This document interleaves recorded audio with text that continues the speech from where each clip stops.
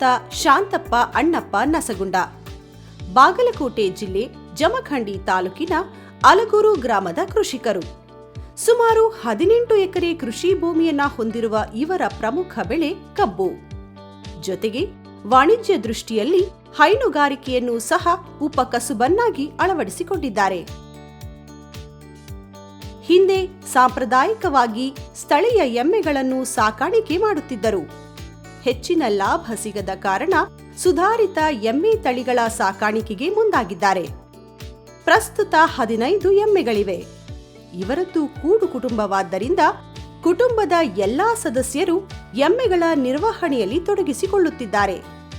ವೈಜ್ಞಾನಿಕ ಸಾಕಾಣಿಕಾ ವಿಧಿವಿಧಾನಗಳನ್ನು ಅಳವಡಿಸಿಕೊಳ್ಳುವ ಮೂಲಕ ಉತ್ತಮ ಆದಾಯ ಗಳಿಸುತ್ತಿದ್ದಾರೆ. ನಾನು ಹೈನುಗಾರಿಕೆ ಬಗ್ಗೆ ಹೇಳೋದಾದರೆ ನಮ್ಮ ಅಪ್ಪ ಆಗಲಿ ನಮ್ಮ ಮುತ್ತೆ ಆಗಲಿ ಹಿಂದೆ ಜವಾರಿ ಜನಗಳು ಸಾಕ್ತಿದ್ರು. ಅದರಿಂದ ಅಷ್ಟೊಂದು ನಮ್ಗೆ ಲಾಭದಾಯಕ ಅನಿಸ್ತಿದ್ದಿಲ್ಲ. ಆಗ ನಮ್ದು ಏನಾಯಿತು, ಜವಾರಿ ದನಗಳಾಗಲಿ ಏನೋ ತೊಡೆ ಮೇವು ಹಾಕ್ಕೊಂಡು ನಾವು ಜಮಖಂಡಿಗೆ ಆಗಲಿ ಬೇರೆ ಊರಿಗಾಗಲಿ ಮೊಸರ ಮಜ್ಜಿಗೆ ಮಾರ್ಕೊಂಬರೋದ್ರಿಂದ ಅಷ್ಟೊಂದು ಲಾಭದಾಯಕ ಆಗ್ತಿಲ್ಲ. ಈಗ ನಮ್ಮ KMF ಸಹಕಾರ ಸಂಘ ನಮ್ಮೂರು ಆಲ್ಗೋರದಲ್ಲಿ ಆದದ್ದರಿಂದ ನಮ್ಗೆ ಹೆಚ್ಚಿನ ಲಾಭ ಸಿಗತ್ತೈತಿ. ಯಾವ ರೀತಿಯ ಲಾಭ ಸಿಗ್ತೈತೆ ಅಂದ್ರೆ, ಡೈರಿಗೆ ಹಾಲು ಹಾಕಕತ್ತಂಡ್ಲೆ ಪ್ಯಾಟ್ ತೆಗೆದ ಆ ಪ್ಯಾಟ್ ದರದ ಮೇಲೆ ನಮ್ಗೆ ರೊಕ್ಕ ಕೊಡ್ತಿದ್ರು. ಪ್ಯಾಟ್ ಮೇಲೆ ದರ ನಮ್ಗೆ ಹೆಚ್ಚು ದರ ಬರೋದ್ರಿಂದ ಒಂದು ಲೀಟರ್ಗೆ 40ರಿಂದ 45, 50 ತನಕ ನಮ್ಗೆ ದರ ಬೆಳೆಯತೈತಿ. ಈಗ ಹೀಗಾಗಿ ನಮ್ಗೆ ಹೆಚ್ಚು ಲಾಭದಾಗತ್ತೆ. ನಮ್ಗೆ ಡಾಕ್ಟ್ರುಗಳಾಗಲಿ ಎಮ್ಮೆಗಳು ಬೆದಿಗೆ ಬಂದಾಗ ನಾವು ಫೋನ್ ಮಾಡಿದ್ರೆ ಮುಖಾಂತರ ಆಗಿಂದಾಗ ಬಂದು ಕಡ್ಡಿ ತುಂಬೋದಾಗಲಿ, ಮತ್ತು ದನಗಳು ಯಾವುದೋ ಜಡ್ಡ ಏನು ಬಂದ್ರೆ ಅವು ಕುರಿ ಫೋನ್ ಮಾಡಲಿ ಆಗಿಂದಾಗ ಇಮಿಡಿಯೇಟಿ ನಮ್ಮ ಡಾಕ್ಟ್ರುಗಳು ಸಹಕಾರ ಸಂಘ KMF ಅವರು 24 ತಾಸು ಸರ್ವಿಸ್ ಕೊಡೋದ್ರಿಂದ ನಮ್ಗೆ ಭಾಳ ಅನುಕೂಲ ಆಗೈತಿ. ಮುರ ಇವು ಮೌಳಿ ಇಂಥವು ಎಮ್ಮೆಗಳು ತಂದಿದ್ರಿಂದ ನಮ್ಗೆ ಹೆಚ್ಚು ಲಾಭ ಅನ್ಸಕತ್ತೈತಿ. ಪೈಲೆ ನಮಗೆ 2 ದನಗಳಿದ್ದವು. ಈಗ ನಮ್ಮದು ಏನೈತಿ, ಈಗ ನಮ್ಮಲ್ಲಿ 15 ದನಗಳಿದಾವೆ. ನಮ್ಮಲ್ಲಿ ಹೆಚ್ಚು ಒಣಮೇವು ಸಿಗೋಂಗಿಲ್ಲ. ಆದರೆ ನಮ್ಮ ಈ ಕಬ್ಬು ಕಟಾವು ಮಾಡೋದ್ರಿಂದ ಹಸಿ ವಾಡಿ ಮತ್ತು ಇದು ಜವಾರಿ ಹುಲ್ಲ ಗೊಂಜಾಳ ಇದನ್ನು ಹಾಕೋದ್ರಿಂದ ನಮ್ಗೆ ಹೆಚ್ಚು ಲಾಭ ಆಗತೈತಿ.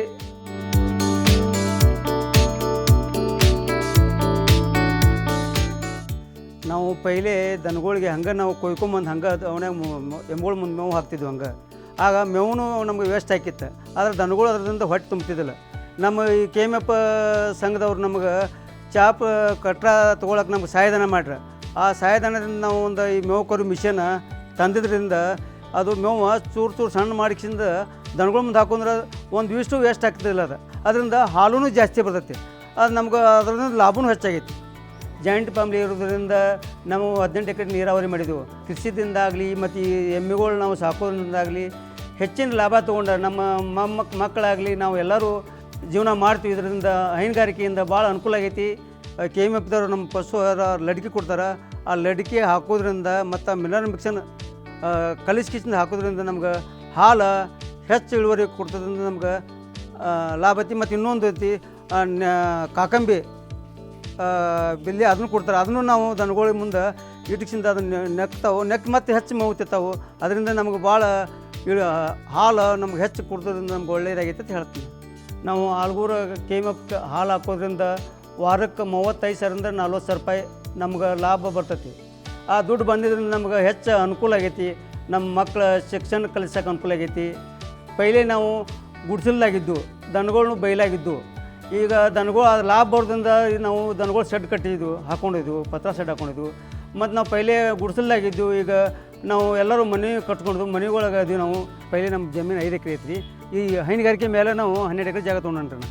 ನಮ್ಮ ಈ ಹೈನುಗಾರಿಕೆಯಿಂದ ನಮ್ಮ ಜೀವನ ಭಾಳ ಮುಂದುವರೆದೈತಿ. ಇದ್ರದ್ದು ಹೈನುಗಾರಿಕೆಯಿಂದ ನಮ್ಗೆ ಭಾಳ ಒಳ್ಳೆಯದಾಗೈತೆ ಅಂತ ಹೇಳ್ತೀನಿ.